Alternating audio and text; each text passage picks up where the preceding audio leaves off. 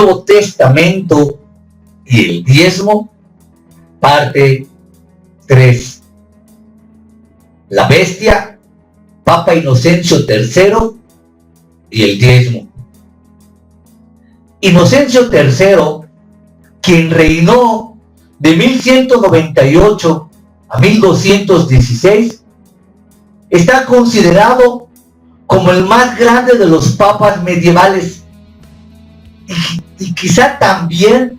el más insigne de la Iglesia Católica Romana. Y bajo su reinado, la historia también nos dice que el papado alcanzó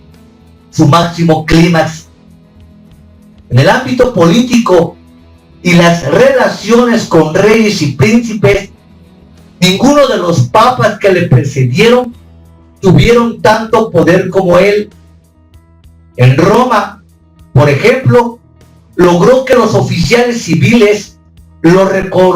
reconocieran a él y no al emperador como su soberano. E incluso sustituyó a los jueces imperiales por gente de su confianza. Inocencio III, no obstante, tenía 3 grandes ambiciones o sueños que para él resultaban cruciales y a los cuales les dedicó toda su energía. Número 1, convertir al papado en el poder absoluto de toda Europa. Número 2, exterminar la herejía, entre comillas, de la faz de la tierra. Y número 3, recuperar a Jerusalén de los turcos para establecer allí el trono de los papas. La primera ambición, convertir al papado en el poder absoluto de Europa, se cumplió en el sentido que durante su pontificado Inocencio logró exaltar la posición y el poder del papado por encima de reyes y príncipes, a quienes también sometió a sus designios. Con la segunda ambición, exterminar la herejía de la faz de la tierra, logró también cierto éxito, ya que en una sola tarde, esta bestia logró matar más gente que la que un emperador romano pudo haber matado durante su reinado. Además, llevó a cabo extensas masacres denominadas por él mismo Santas Cruzadas contra los cristianos herejes, entre comillas, albingenses y valdenses, con órdenes precisas de masacrar y quemar a todos sin excepción, incluyendo mujeres y niños. Y en el 2015 convocó el Cuarto Concilio Laterano, donde otras cosas se le dio la pauta para la creación de la Inquisición con el fin de combatir la herejía. Allí también se determinó que los judíos debían llevar permanentemente una marca en su ropa para que fuesen distinguidos, lo cual propició que en los siglos posteriores estos fuesen perseguidos, ridiculizados, masacrados por la Inquisición, obviamente después de haberse quedado con todos los bienes materiales. No obstante, respecto a la tercera ambición de Inocencio III, recuperar a Jerusalén de los turcos para establecer los papas allí su trono, esta no se cumplió, pues en la quinta cruzada, los cruzados fueron derrotados en la batalla del Cairo, Egipto, y es que para recuperar Jerusalén, Inocencio había promulgado esta quinta cruzada durante el Cuarto Concilio Laterano, pero la cruzada, por razones de obviedad, necesitaba ser financiada ampliamente, ya que los armadores y mercaderes de los puertos italianos tenían que ser pagados. Y ellos eran los que aseguraban no solo el suministro de armas, caballos y alimentos a los cruzados, sino también el transporte de los peregrinos, de donde se obtenían multimillonarias ganancias. ¿De dónde pues saldrían los fondos para semejante empresa? Bueno, el registro histórico nos muestra que a partir de la Segunda Cruzada, en el 1146 y 1148, además de los recursos que los señores exigían a sus vasallos, se requerían recursos más regulares que aseguraran la financiación de las cruzadas. Y fue entonces cuando el papado ofreció cooperar con el diezmo. Un diezmo que por supuesto a él no le costaba. Por este medio, el papado apoyaba así a los defensores de la Tierra Santa, ya que a final de cuentas esto le beneficiaba, pues las cruzadas habían sido inventadas por los mismos papas con el solo pretexto de recuperar a Jerusalén, aunque su verdadero objetivo consistía en poner allí el trono papal y extender aún más su poder. De cualquier manera, finalmente las famosas cruzadas resultaron ser un rotundo fracaso, una horrenda pesadilla de masacres, violaciones, rapiña y caos total, donde murieron y fueron masacradas millones de personas. Todo esto motivada por los papas. Una vez aclarado lo anterior y volviendo otra vez con Inocencio III, vemos que previniendo con 16 años de anticipación el logro de su más preciado sueño de recuperar a Jerusalén para el papado, Inocencio, en el año 1199, un año después de haber subido al trono, mediante intriga, delitos e impiedades, impone el diezmo con todo rigor a todo el mundo de la cristiandad, incluyendo también al clero secular como al regular. Y ordena también que con el fin de purificar y fortalecer a la iglesia, se le sea dada preeminencia al diezmo por encima de cualquier otro impuesto. A partir de entonces, y debido al poder que había alcanzado el papado bajo Inocencio, el diezmo se empieza a recaudar más regularmente en toda la cristiandad. La colecta inicial del diezmo corría a cargo de los sacerdotes, los cuales después se los entregaban a los oficiales nombrados por los legados pontificios. De esta manera, ya para el siglo XIV, el rodaje de la fiscalidad pontificia se encontraba definitivamente organizado. Sin embargo, y como es de esperarse, que la acumulación de dinero indefectiblemente produce corrupción, era cosa común que los obispos romanos también lucrase con el diezmo, como lo hacen hoy los sacerdotes modernos, sino directamente del diezmo, sí, directamente en el pago de misas, de 15 años, de bodas, de bautismos y más fraudes que se han inventado. A este respecto, Inocencio, en el Cuarto Concilio Laterano, en el Canón 32, señala que en algunas localidades se ha desarrollado un vicio,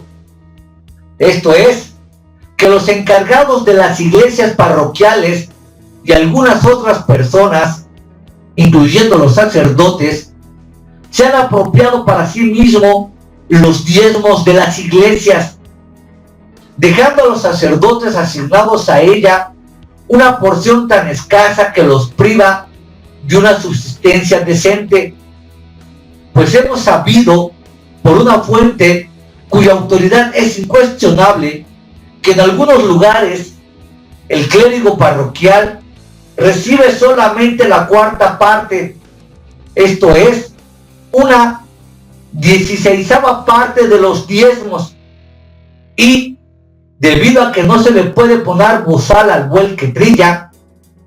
y que aquel que sirve al altar debe vivir del altar, nosotros decretamos que ningún sacerdote o cualquier otra persona debe impedir que el sacerdote y obispo reciba una portio suficientes. Fin de la cita. Cualquier coincidencia con los modernos pastores que utilizan estos argumentos para seguir delinquiendo con los diezmos es pura coincidencia.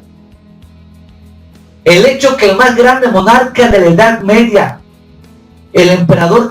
Carlomagno, haya refrendado a instancia de los sacerdotes romanos para el Papa su legítimo derecho, entre comillas, al diezmo por decreto imperial,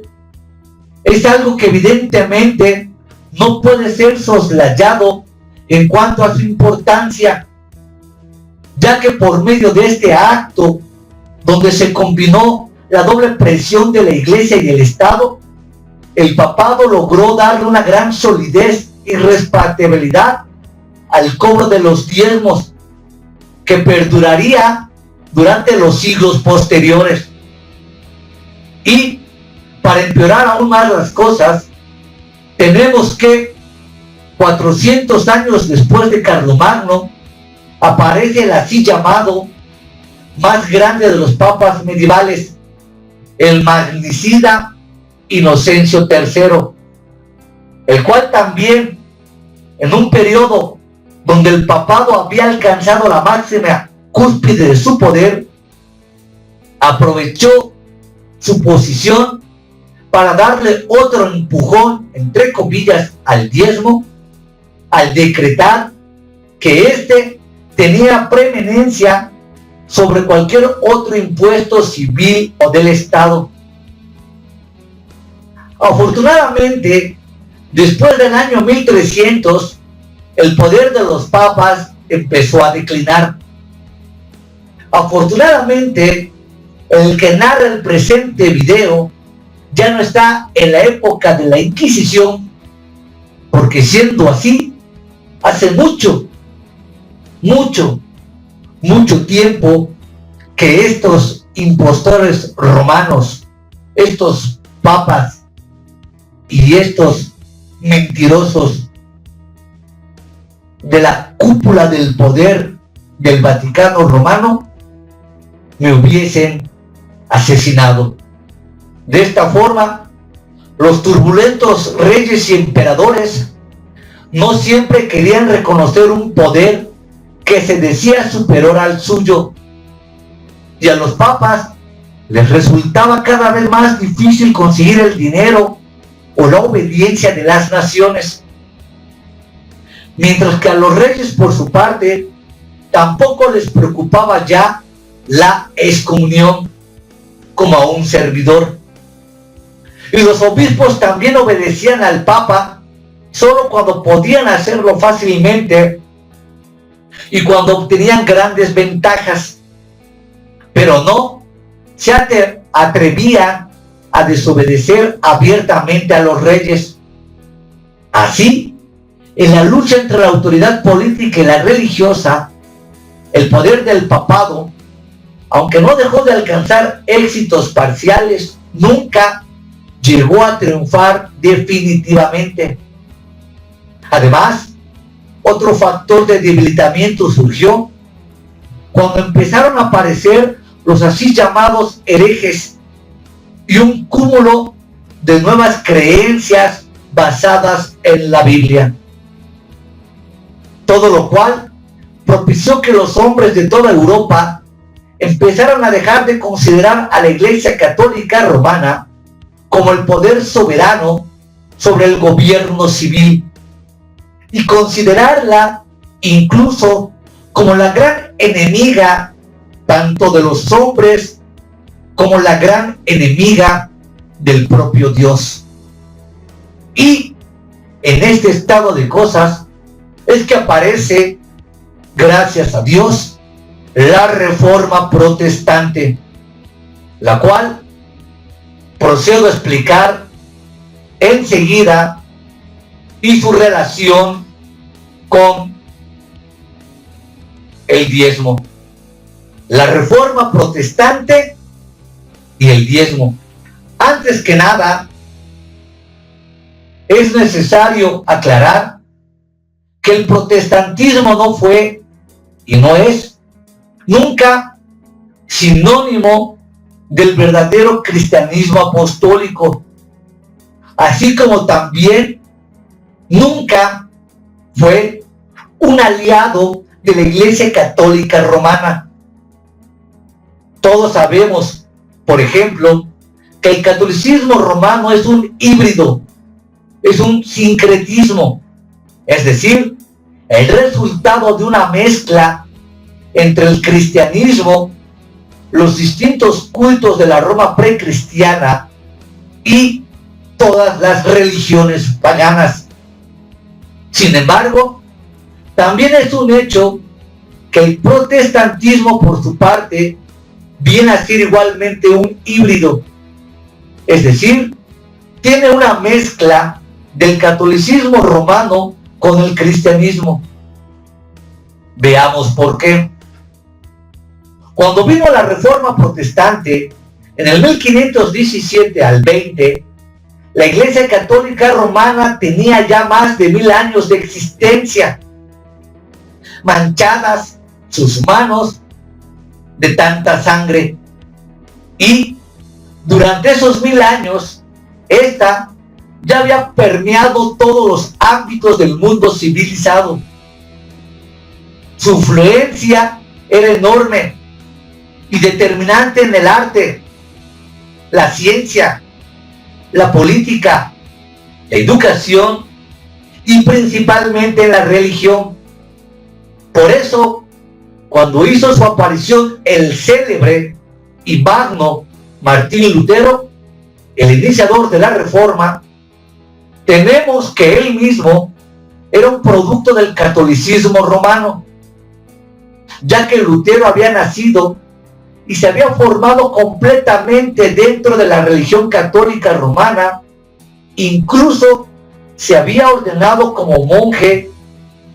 agustino. Así las cosas, resulta evidente pues que la evidencia de la influencia del romanismo católico sobre el alma de Lutero tuvo que suceder, de manera que cuando clavó las 95 tesis en la puerta de la iglesia Castillo de Wittenberg, él ni siquiera se imaginaba que iniciaría una rebelión contra la Iglesia Católica Romana. Sin embargo, Lutero, en ese acto, en realidad, estaba desafiando la autoridad del Papa, y el conflicto lo arrastró cada vez más lejos, debido a que los príncipes alemanes lo empezaron a apoyar. ¿Por qué? Bueno, los príncipes alemanes, más que nadie, tenían obvias razones para ello, ya que el papado, siempre abusivo, los gravaba con altos impuestos que resultaban realmente intolerables. Y cuando surgió Lutero, pues no existía ningún fuerte líder nacional que enfrentara los abusos del Papa, vieron la oportunidad de zafarse de sus garras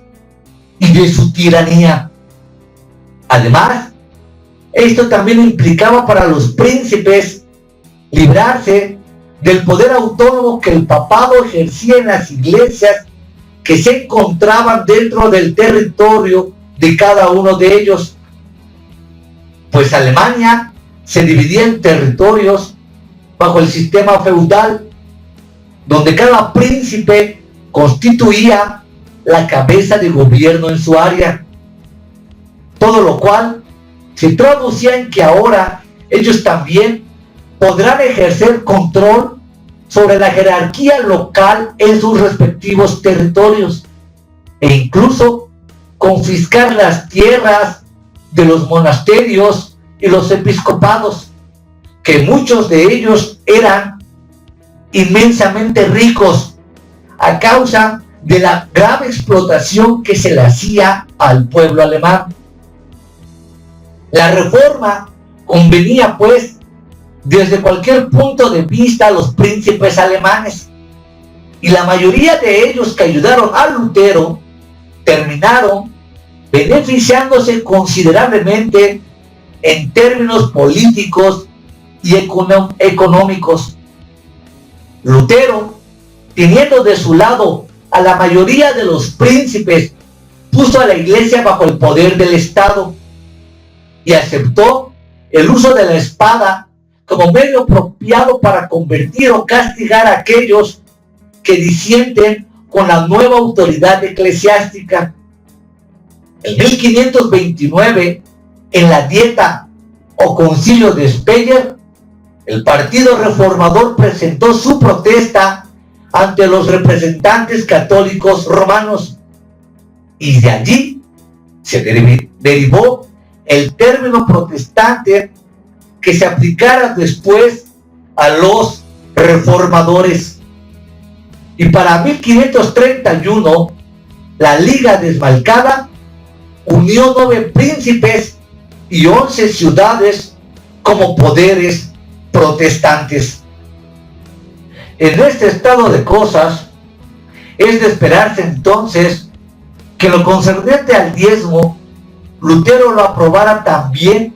como otro de los beneficios obtenidos por la reforma para los príncipes obispos alemanes. Sin embargo,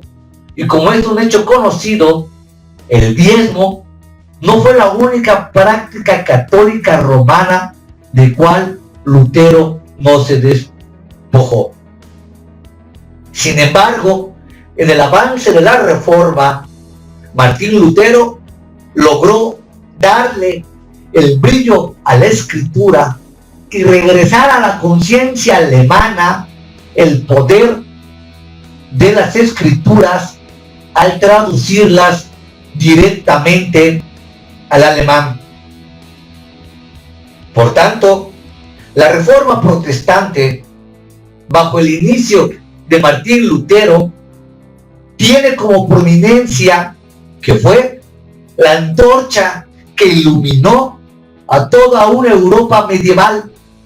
sometida bajo el yugo de Roma y bajo la ignorancia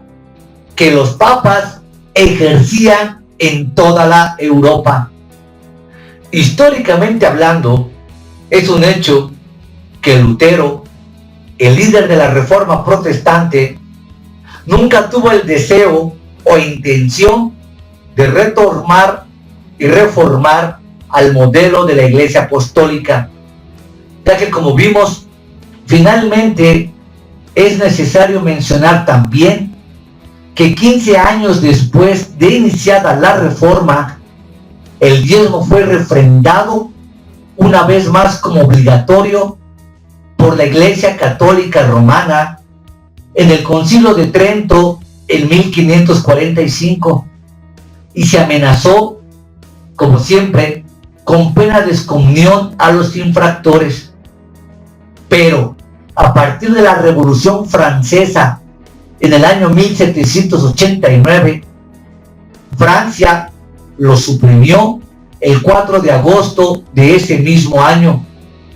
y entonces le siguieron los gobiernos civiles de todos los países católicos, siendo España el último en suprimir el diezmo por la ley el 29 de julio de 1837. Vemos que de alguna manera tanto la Iglesia Católica Romana o el poder religioso, así como el poder civil, usan de astucia siempre para delinquir en contra del pobre, en contra de su propio pueblo. El diezmo, ya a lo largo de 40 videos que he editado, he demostrado con argumentos muy serios que efectivamente es un robo,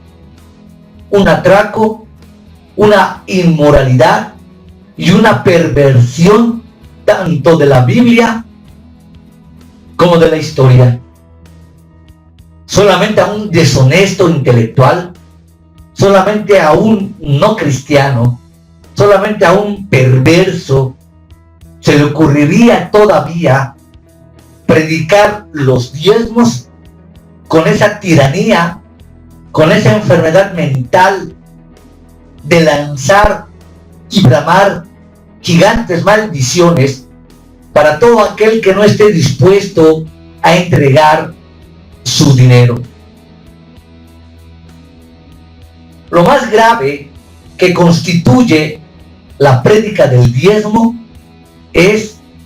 la creciente desacreditación de las iglesias cristianas o evangélicas, precisamente por el abuso de esta teoría. He venido afirmando que afortunadamente ya son cientos y miles de personas que a diario, a través de un contacto con las Escrituras y tener la valentía y el coraje de examinar las objeciones de los diezmistas, han abierto sus ojos y han abandonado muchas sectas cristianas disfrazadas de piadosas o de leer la Biblia y que estaban desplumando incautos.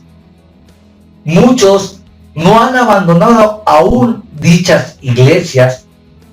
pero efectivamente ya no entregan sus dineros a cualquier charlatán y a cualquier impostor.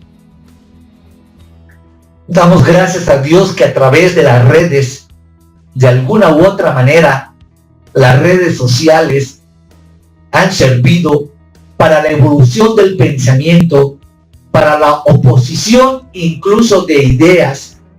y para ver los diferentes matices y puntos de vista acerca de cualquier doctrina y entonces tomar la decisión que se considere más correcta. No obstante, la verdadera lucha espiritual es contra los farsantes del ministerio,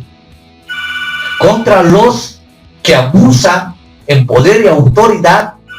cobrando y exigiendo unos diezmos que la Biblia, desde que fue constituido el Nuevo Testamento y aún antes en la prédica de Cristo, jamás respaldaría semejante aberración. El cobro de los diezmos contradice de la A a la Z todo el sistema moral del Nuevo Testamento.